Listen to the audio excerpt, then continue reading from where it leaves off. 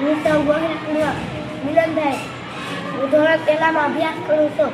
આજે હું તમને કૂતરા અને બિલાડીની વાર્તા કહેવા સરસ. ચાલો બોલે.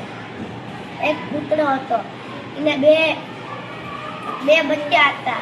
એક દી ફરવા ગયા તો એને એક નદી સામે મળી. એ નદી પાર કરી જતા હતા તો એક લીમડી સામે મળી.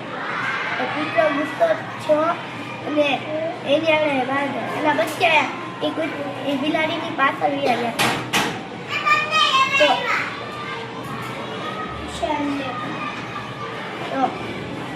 તો કૂતરો અને બિલાડી પછી બે બાયઠા. તો કૂતરાના બે બચ્ચા અને બિલાડીના બે બચ્ચા. એને તો કઈ ખબર પડે નહીં, એ તો રમવા મળ્યા. તો એ બે જે વાંચતા હતા તો એના મમ્મી કહે છે આપણા છોકરા તો રમે છે તો આપણે હું કામ બાજે ખૂણામાં બે ને વાતું કરવા મળ્યા. આપણે તો બાજે છે, એ તો રમે છે.